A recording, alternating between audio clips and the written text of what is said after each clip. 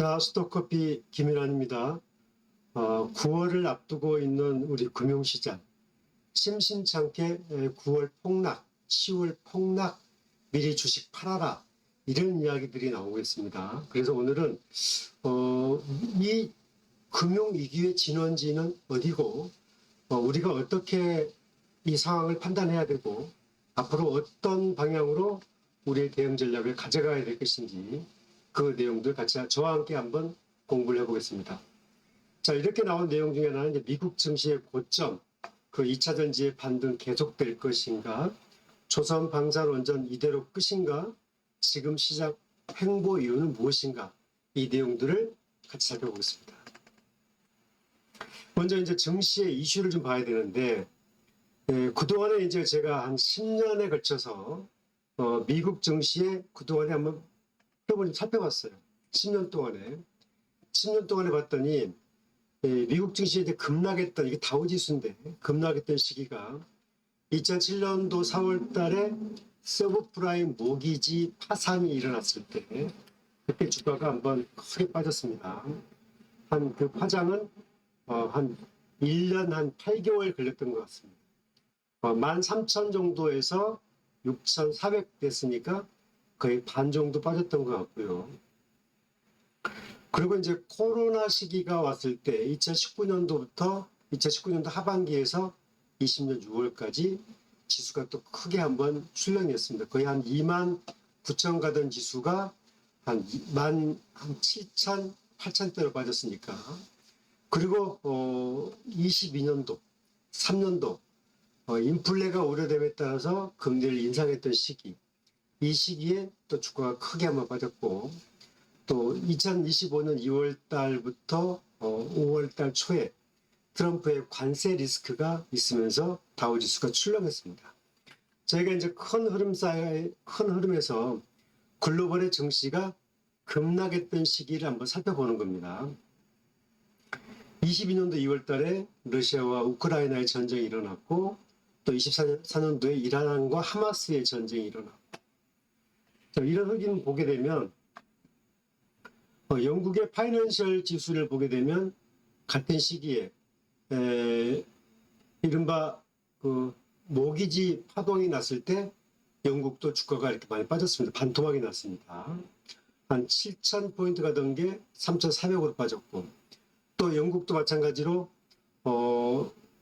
코로나19 이 소비 위축 시기에 19년도부터 20년도 한 8월 말 21년도까지 영국도 크게 폭격을 알았습니다.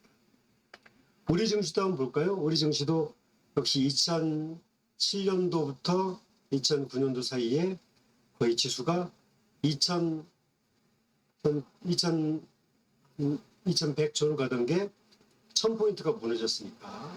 그리고 코로나19 때 지수가 2300 가던 게 다시 한 1400선 정도 이렇게 빠졌습니다. 거의 똑같은 동행 흐름을 보이고 있죠.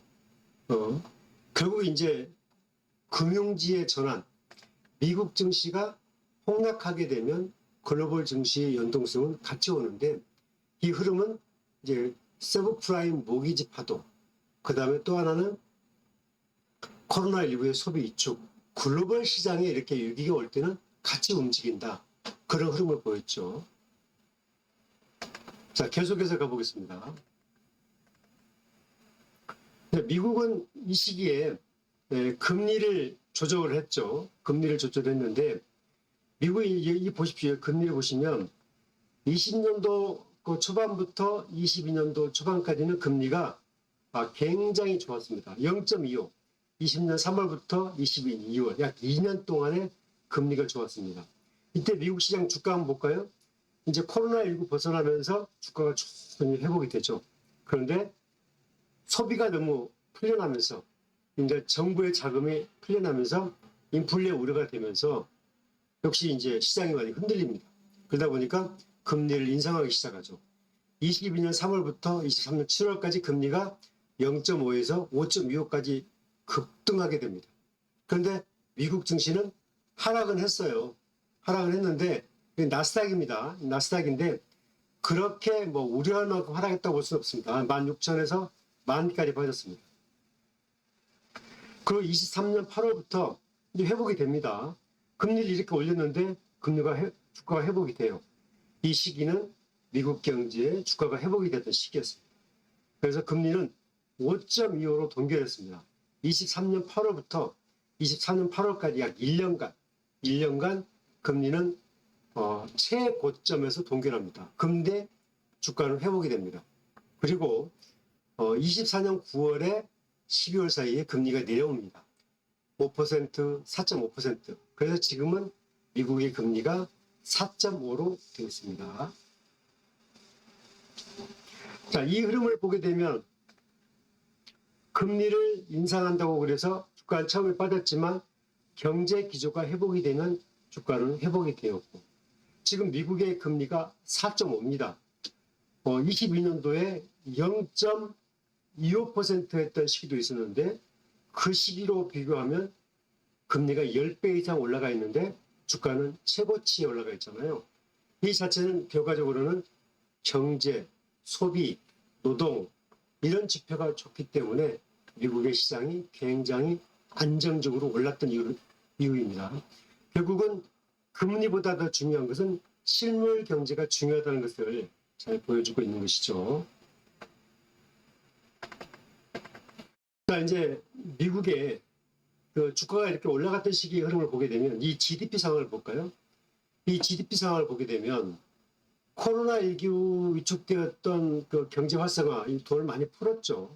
그래서 GDP가 그 10위까지, 분기 GDP가 10위까지 올라갔다가 뭐 5, 4 쭉 가죠. 그리고 22년도에 금리를 인상하던 시기에 1.3, 2.3. 그래도 이 GDP 성장률이 매우 좋았습니다.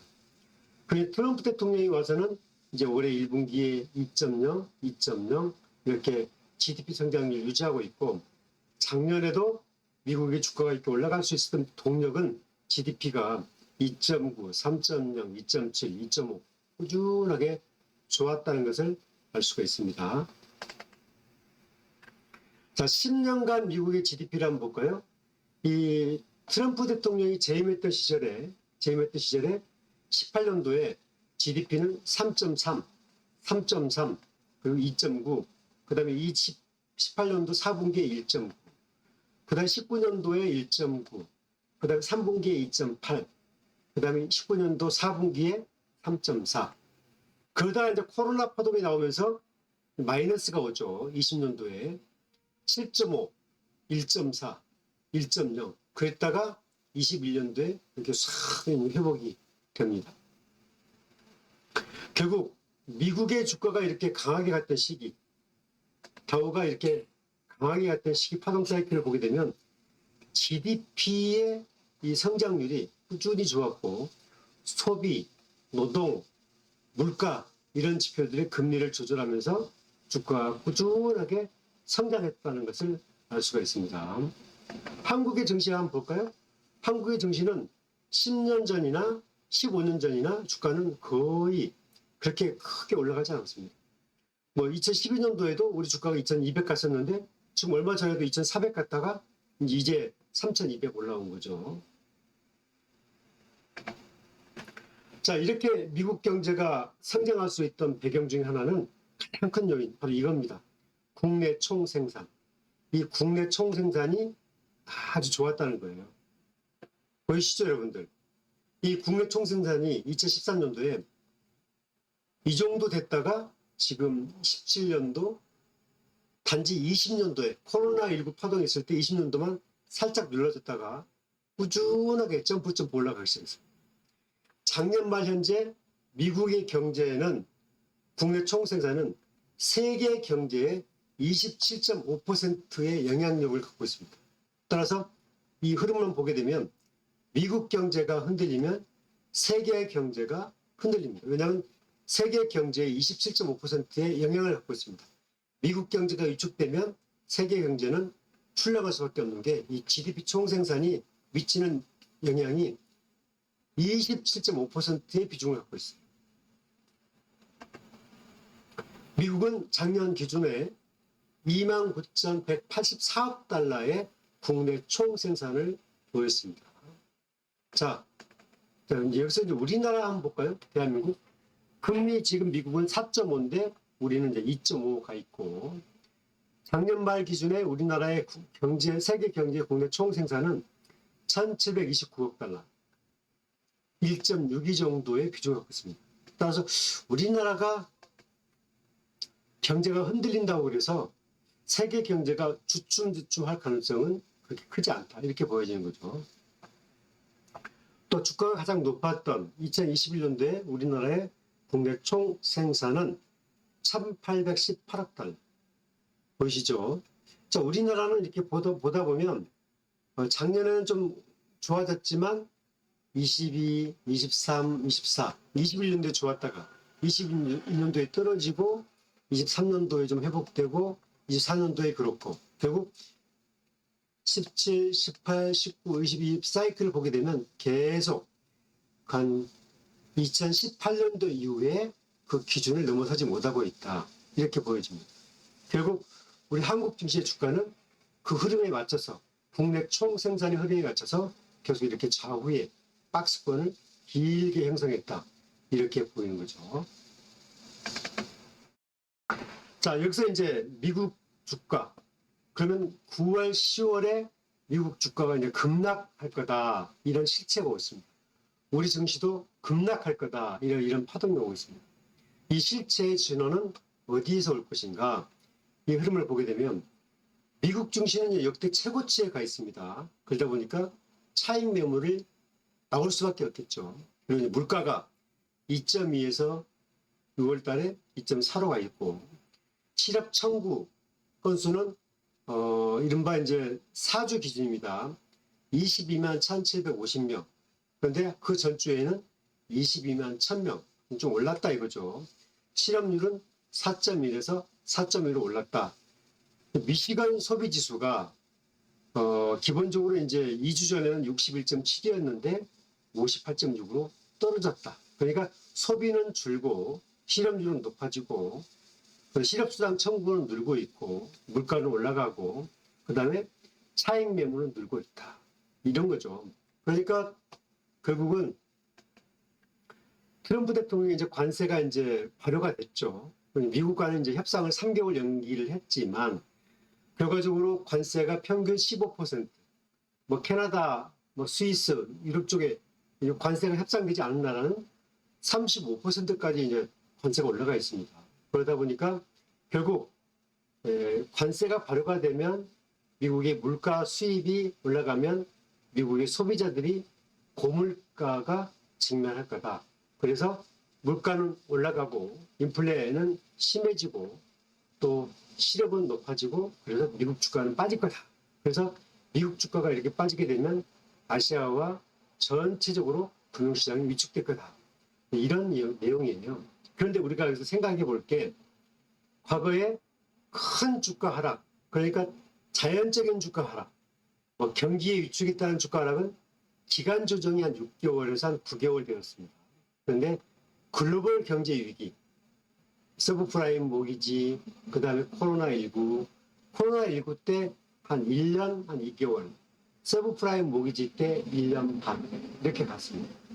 그런데 자연스러운 기간 조정, 물가와 경기 위축, 산업 위축에 따른 조정은 짧으면 6개월, 길면 9개월 정도의 파동을 보였습니다. 그리고 그 급락의 실체도 전고점의 반이 아니라 전고점의 한 20, 30%, 20% 정도의 조정파가 왔다가 가는 그런 파동을 보였다는 거.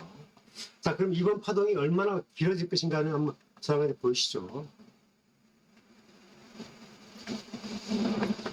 지금 여러분 보시는 내용은 미국의 이제 소비심리 지수입니다.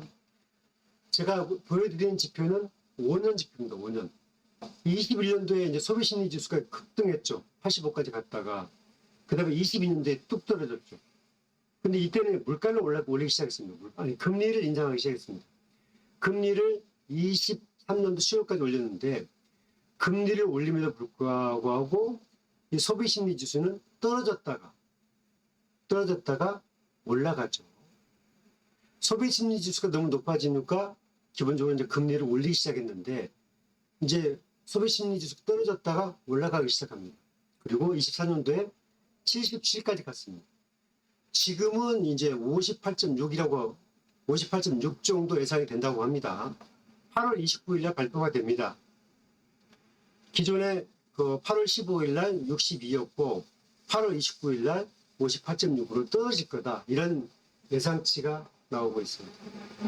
그러면 이제 이 8월 29일 날 58.6이 최악이냐? 그건 아니죠. 이 소비심리 지수가 너무 높아도 문제가 되죠. 왜냐하면 물가가 올라가고 또 너무 낮아도 문제가 있습니다.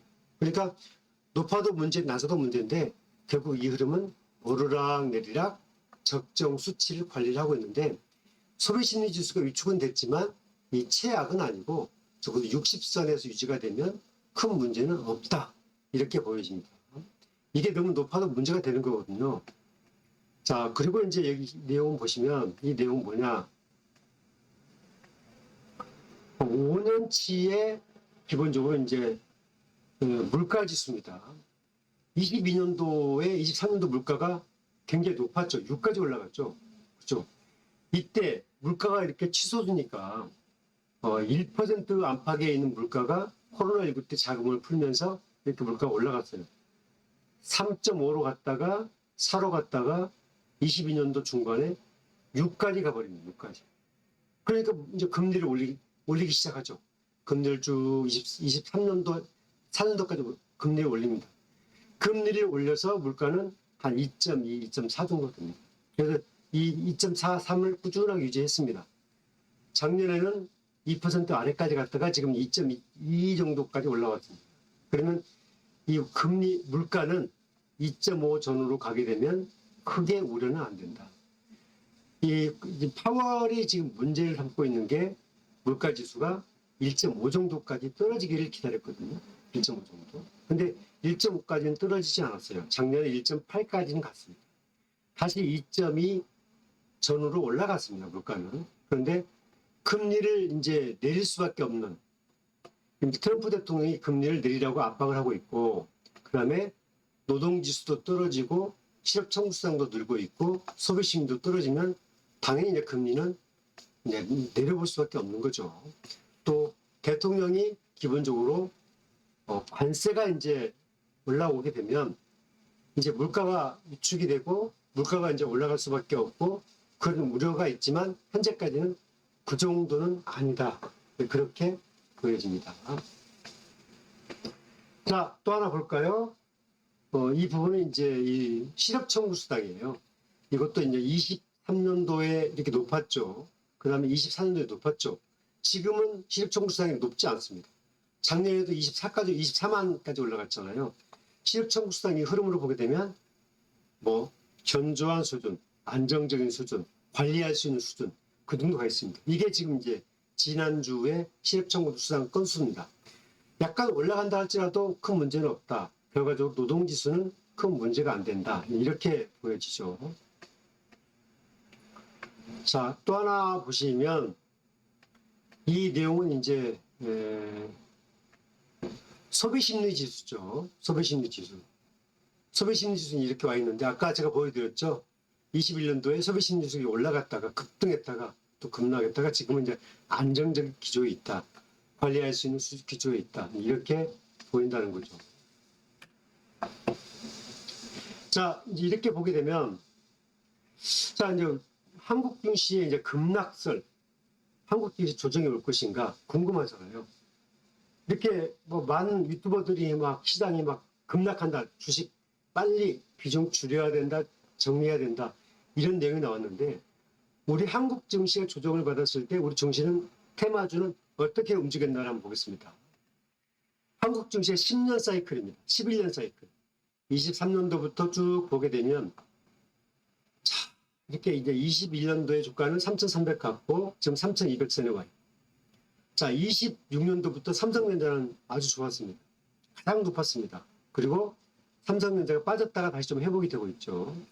하이닉스가 20년도부터 21년도 좀 좋았습니다. 그리고 하이닉스는 다시 지금 강세 파동을 보이고 있습니다. 자, 2차전지는 삼성 SDI와 2차전지 포스코홀딩스는 21년도부터 23년 파동이 좋았습니다. 지금 굉장히 큰 하락 파동을 겪겠죠. 그리고 유한양행은 바이오주는 24년도에 급등을 했다가 3배 올랐다가 지금 조정판을 거치고 있습니다. 조선방산원전은 22년도부터 24년도, 25년도 상반기까지 좋았습니다. 금융밸류 24년도 말, 23년도 말부터 금융밸류, KB금융, 삼성화재, 그 다음에 메리츠금융주주 주가가 좋았습니다. 한 3배 정도 올랐습니다. 종합지수가 그럼 3배 올랐습니까? 안 올랐죠. 종합지수는 21년도에 최고치 찍고 주가는 다시 1000포인트 이상 빠졌다가 지금 다시 이제 3200선에 와 있습니다. 조선방산원전은 종합지수가 빠졌을 때 회복이 됐습니다. 최고치를 겪었습니다. 조선방산원전은 4배에서 14배 정도 올라갔고 유한양행은 4배 올라갔고 하이닉스는 이때보다 지금 주가는 2배 올라갔고 이때 5만 원이 한 15만 원 올라갔고 이런 파동을 보였습니다. 결국 종합지수가 조정을 받는다 할지라도 크게 올라갈 종목은 간다 이렇게 보이죠. 자, 10년간 글로벌 증시의 공통점을 보게 되면 미국 증시도 마찬가지입니다. 한국 증시도 실적, 업황과 배당과 밸류가 좌우하고 테마, AI, 2차전지, HBM 이런 테마주들이 있을 때 주가가 이렇게 강하게 테마주 중심으로 올라간다. 종합지수가 빠져도 올라간다. 국제 이슈, 석유, 광물, 그 다음에 정책 수혜, 원전주 등등 정책 수혜주들이 이렇게 10년간 보게 되면 지수와 무관하게 움직였다. 이런 흐름을 보여줬습니다. 자, 그러면 이제 내 주식 팔아야 될까요? 볼까요? 자, 지금 현재 보게 되면 이재명 정부가 이제 6월 달에 들어서 이제 3개월째 중반, 이제 2개월 중반치를 가고 있습니다. 자, GDP는 회복 기조를 보이고 있고 대주주 양도세 기준은 이제 50억에서 10억으로 조정하느냐 논란이 있는데 민주당은 50억 유지해달라 이렇게 얘기를 했습니다. 배당소득 분류과세는 기본 이제 45였죠. 그래서 49.5가 49%가 기존이었는데 배당소득 분류과세는 그동안에 안 됐었는데 배당소득을 분류과세하고 세율도 10% 낮추겠다 이렇게 했습니다. 하지만 더 낮추기를 바라는 게 이제 민주당의 의견들이죠. 남북관계 개선도 증시에 큰 영향을 미치는데 남북관계 개선도 조건 없는 대화와 복원을 희망한다. 8.15 경축사에서 나왔습니다. 결국은 이제 우리 증시의 흐름으로 보게 되면 매우 좋은 여건이 이어지고 있다. 이렇게 봐야 되고요. 정책 기대감, 배터리 지원 대책이 나올 가능성이 크죠. 이재명 정부가 전기차를 50%를 보급하려면 이제 이른바 충전시설 보급하고 이른바 전기차 구매 보조금을 할 것이고 또 반도체 지원 대책을 더 강화할 것이다. 이런 이야기들이 나오고 있죠. 결국 정책 수혜 기대감이 K배터리와 반도체, 남북관계 개선, 배당 세율, 그 다음에 대주주 양도세 기준 현재 유지될 가능성이 크고 GDP 회복 기조가 유지될 가능성이 큽니다. 따라서 여기 보면 10년간 공통점, 실적, 테마, 이슈, 정책 수혜에 따라서 테마주는 움직였습니다. 저는 이렇게 봅니다. 네, 종합지수를 사이클을 한번 볼까요? 이 종합지수 사이클을 보시면 이 과거에 박근혜 대통령 그리고 문재인 대통령 그 다음에 윤석열 대통령 그 다음에 이재명 대통령 정책의 수혜에 따라 주가를 많이 움직이고요. 그 다음에 증시로의 자금 유입을 계속 활성화시키는 그런 흐름이 좀 중요하죠. 그런데 지금 이재명 정부가 갖고 있는 이 증시로의 자금 유입, 부동산에서 증시로 자금 유입, 이 정책 기조는 역대 어느 정부보다 가장 강력하게 진행이 되고 있다. 또 배당소득 분리과세, 그리고 전기차 활성화, 그리고 국제관계에서 이슈 주도 남북관계 복원, 그다음에 GDP의 회복, 경제 회복 이런 것들을 위해서 정책 기조를 좀 계속 힘을 싣고 있는 과정에 있기 때문에 미국 경제는 어떻게 보게 되면 최고점에 있습니다. 미국 경제는 주가는 다우 나스닥 최고점에 있습니다. 하지만 그동안 트럼프 대통령의 4년간 일기를 보게 되면 GDP가 완만하게 좋았습니다. 관세가 지금처럼 미국이 이렇게 푸싱하고 있다고 치면 트럼프 대통령이 앞으로 2기는 아마 GDP 경제 성장률이 계속될 것 같고 금리 기조는 조금 더 완화될 것 같습니다. 금리가 급하게 내린 것보다는 조금 더 완화. 따라서 올해 미국의 금리는 지금 4.5인데 두 번 내려서 4%까지 완화될 가능성이 크다. 미국의 주가는 다우와 나스닥은 급락보다는 완만한 조정 이렇게 예상이 됩니다. 결국 국내 증시는 테마주의 차별화, 지속될 가능성이 큽니다. 실적주의 주가 반등 계속될 가능성이 큽니다. 따라서 미국 주가가 완만한 조정기 때는 우리 증시는 횡보할 가능성이 크지만 금리가 인하되고 미국의 경제 기조가 달라지면 결국 우리 증시는 다시 우상향할 가능성이 매우 크다. 저는 그렇게 보고 있습니다. 따라서 지금은 구태여 여러분들 자금의 기조입니다. 여러분 그 자금이 1년 뒤에 그 자금, 2년 뒤에 운용이 된다고 치면 저는 여러분들은 큰 문제는 없을 거예요. 하지만 그 자금을 3개월, 6개월 안에 인출해야 된다고 치면 여러분들이 리스크 관리를 해야 되겠죠. 하지만 쭉 보는 여유자금, 쭉 보는 안정자금, 그 다음에 40대, 50대가 아직 퇴직이 10년 이상 남아있고 계속 주가할 여력이 있다고 한다고 치면은 계속 핵심주, 우량주, 그런 주식에는 꾸준하게 한번 가보는 것도 좋다. 구태여 매도보다는 홀드하면서 수익을 계속 유지하는 그런 전략을 가는 게 좋다. 이재명 정부 이 기조에 앞으로 4년간에 걸쳐서 여러분들이 좋은 주식 투자 환경을 맞을 수 있기 때문에 너무 무리하게 예단 매매를 통해서 비중을 줄이는 것보다는 테마와 종목의 이슈를 압축하는 전략이 좀 바람직하다. 저는 그렇게 보고요. 결과적으로 이제 배당, 실적, 그 다음에 그 업황의 사이클의 개선, 그 다음에 기업의 R&D가 얼마나 강화돼서 리스크 관리를 할 수 있느냐. 반드시 이런 기업들은 주가는 파동은 있지만 우상향은 하는 것이다. 이렇게 말씀을 드리면서 여러분들이 핵심 테마주 압축 그 흐름을 보여드립니다. 2차전지 테마도 같은 선상에 보고 있습니다. 왜냐하면 증권주도 지수가 올라가게 되면 주가는 우상향할 가능성이 크고요. 2차전지도 고점에서 거의 한 5분의 1토막, 6분의 1토막이 나서 이제 바닥을 착취하는 흐름 속에 있다고 치면 이 선도주의 LG 엔솔이나 그 다음에 따라가는 삼성 SCM 이런 종목군들은 한번 믿고 가보는 전략. 그리고 떨어질 때마다 관심 있게 조금씩 담아보는 전략.